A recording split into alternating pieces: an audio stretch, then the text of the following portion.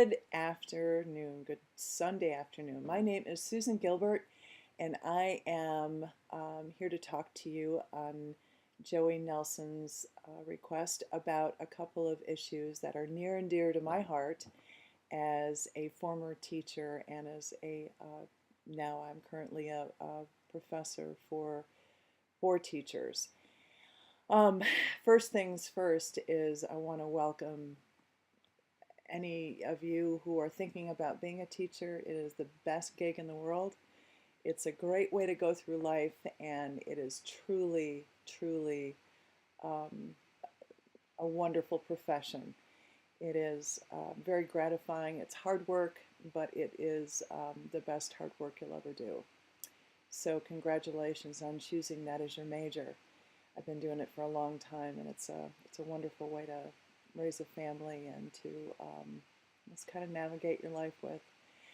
Okay, so the couple of things I want to talk to you about is the first thing is I think the thing that is the most important to me about being a teacher is something that someone suggested to me a long time ago, and that is the key to good teaching is knowing yourself and having a pretty good grasp, of course, age appropriate, pretty good grasp of who you are, and moreover, what made you want to be a teacher.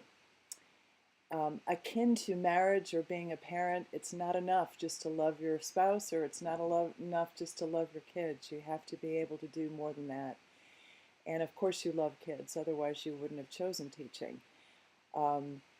Because they don't pay a lot. I don't know if they've told you that, but you're not going to make a whole lot of money. But having said that, actually a two-teacher income is not such a bad way to make a living. But anyway,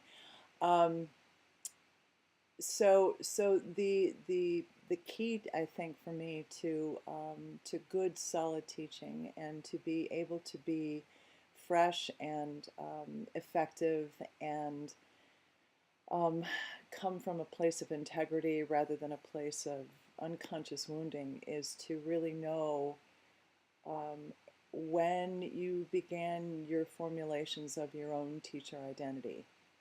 And so what that means for me is when a student acts up or they don't understand or my patience is low, I have to come from a different place than they are.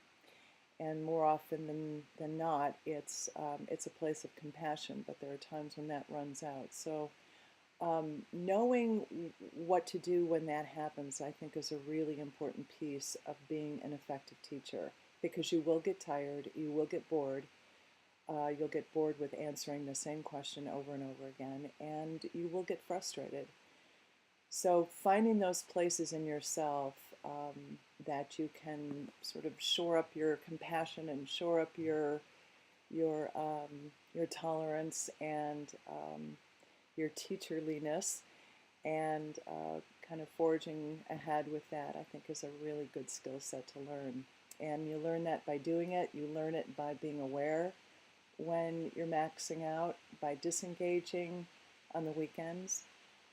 I was taught that I should make Fridays to Sunday, Friday from 4 o'clock to Sunday 6 o'clock sacrosanct, and that I don't do schoolwork, I don't grade papers, I don't do anything. And I was a high school English teacher for a long time, and I never brought work home except for end of the semester kind of stuff.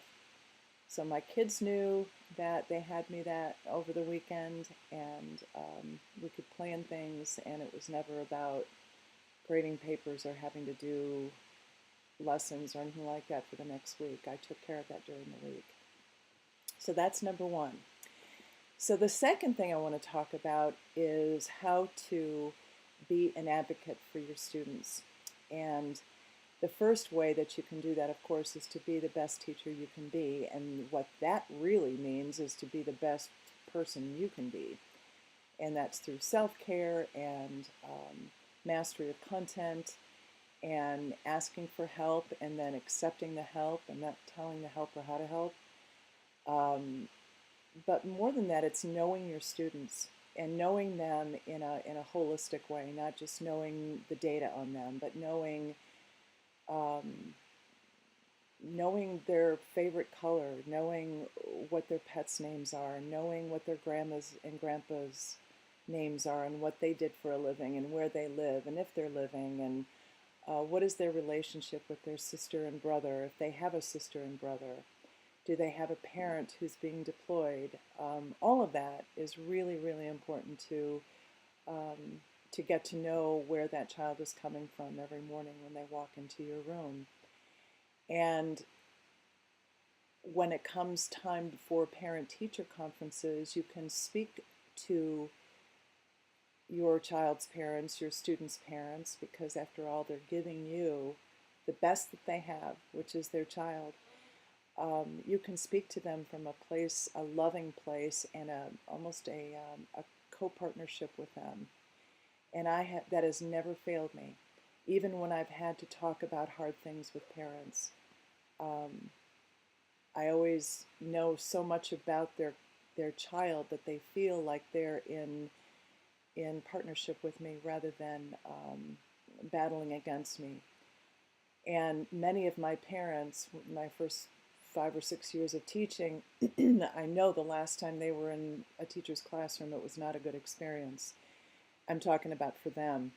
They were trouble kids and didn't have good K-12 experiences. So I wanted to, I could sense that, and I knew that. I knew that from what I learned about them from their son or daughter.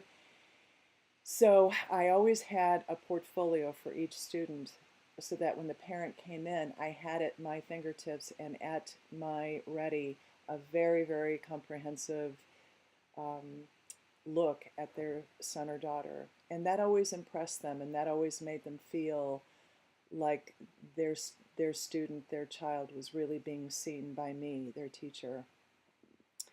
So that's the second thing, is really get to know your students and get to know them in a way that you're not going to find that in a textbook. You'll get that from your wonderful professors at the University of Montana.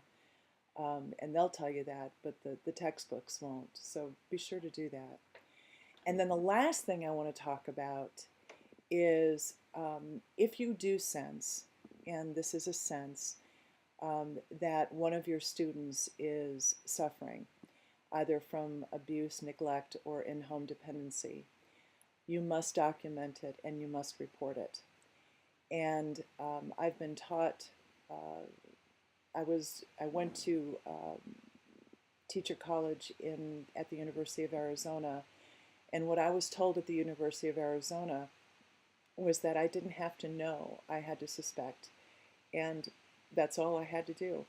And all I had to do was pick up the phone and call Child Protective Services and let them know that as a teacher I have noticed bruising, or I have noticed, you know, the smell in the hair, the methamphetamine smell in the hair, or I've noticed that this child is chronically sick. And you'll know the difference between somebody who gets a lot of colds and somebody who gets a lot of colds because they're not getting proper nutrition.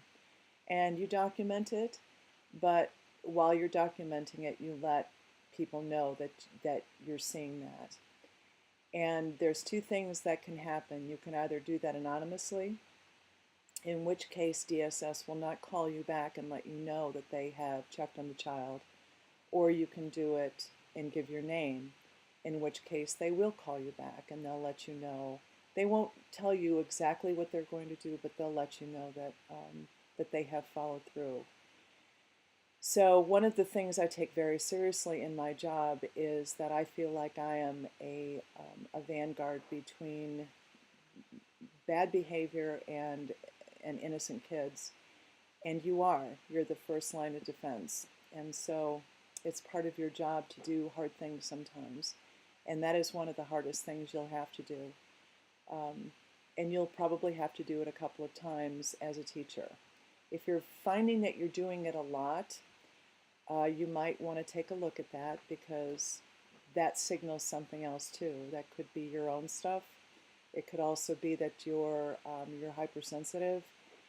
But it also could be that, I mean, I had 6 calls one time to DSS from August until October, and my principal kind of jokingly said we need to put a phone in your classroom. But they were all legitimate, and they all came through. One actually was pretty awful. A teenage girl and her little brother were living in her car, and she told me about that. So anyway, it's not a bad thing. It's not that they're going to come and take kids away from parents. That's the last thing that DSS wants to do, but they will do it in the case of extreme danger, and they will always do what's best for children, and that's your job too. So I hope this has helped, and I didn't mean to end that kind of on a downer, but it's actually a really wonderful responsibility to have. Before I sign off, I do want to show you something that to me is the most near and dear thing to my heart, and that is a picture of Joey when he was a little boy. Isn't that the cutest picture you've ever seen? Anyway, good luck to you, and I hope you have a wonderful, wonderful career, and thank you for letting me share. Bye.